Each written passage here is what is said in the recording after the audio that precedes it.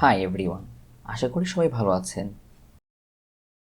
Numerical অ্যানালাইসিসের মধ্যে numerical integration আমার সব থেকে বেশি ভালো লাগে। কারণটা জানতে হলে পুরো ভিডিও দেখার অনুরোধ রইল। নিউমেরিক্যাল ইন্টিগ্রেশনের ডেফিনিট ইন্টিগ্রাল অ্যাপ্রক্সিমেট করার জন্য অনেকগুলো নিয়ম আছে, যার মধ্যে রিমেন সাম অন্যতম, যেখানে আমরা রেক্ট্যাঙ্গেল দিয়ে এরিয়া আন্ডার দ্য ফাংশন বের করি। Quite intuitive, right? তাহলে এখন এর আপগ্রেড ভার্সন সিম্পসন রুল সম্পর্কে জানা যাক, যেখানে রিমান রেক্ট্যাঙ্গেল দিয়ে এরিয়া অ্যাপ্রক্সিমেট করার চেষ্টা করে, সেখানে থমাস সিম্পসন কোয়াড্রেটিক ফাংশন দিয়ে এরিয়া অ্যাপ্রক্সিমেট করার চেষ্টা করে, যার ফলে যেখানে রিমান সাম লিনিয়ার ফাংশনের জন্য এক্স্যাক্ট সলিউশন দেয়, সেখানে সিম্পসন রুল কোয়াড্রেটিক ফাংশনের জন্য এক্স্যাক্ট সলিউশন দেয়।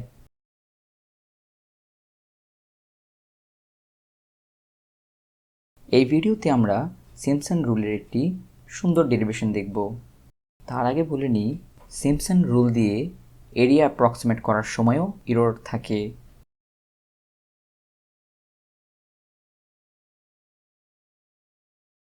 এখন প্রশ্ন হলো, কীরকম ফাংশনের ক্ষেত্রে কোনো এরর থাকবে না?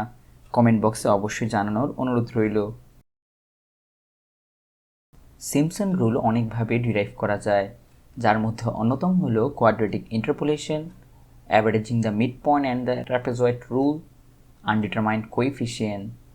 কিন্তু এই ভিডিওর জন্য আমরা কোয়াড্রেচার অফ প্যারাবোলা কনসেপ্টের সহায়তা নেব, যা বলে একটি প্যারাবোলিক সেগমেন্ট ও একটি লাইন দ্বারা আবদ্ধ ক্ষেত্রফল একটি সার্টেন ইনস্ক্রাইবড ট্রায়াঙ্গেলের সমান।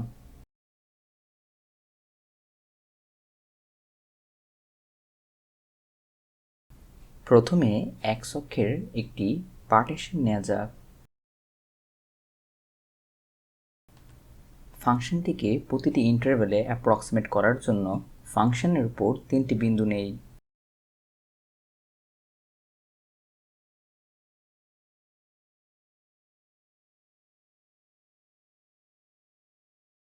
তা দ্বারা একটা প্যারাবোলা পাওয়া যায়। এখন আমাদের অরিজিনাল ফাংশন ও এক্স অ্যাক্সিস দ্বারা আবদ্ধ ক্ষেত্রফলের পরিবর্তে প্যারাবোলা ও এক্স অ্যাক্সিসের দ্বারা আবদ্ধ ক্ষেত্রফল বের করি।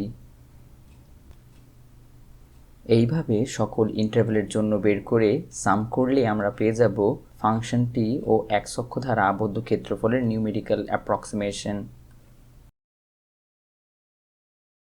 আপাত দৃষ্টিতে অ্যাপ্রক্সিমেশন খুব একটা ভালো না হলেও আমরা যদি আমাদের এক্স অ্যাক্সিসের ফাইনার পার্টিশন নেই, তাহলে এই নিউমেরিক্যাল অ্যাপ্রক্সিমেশন এক্স্যাক্ট ইন্টিগ্রেশনের কাছাকাছি চলে যাবে।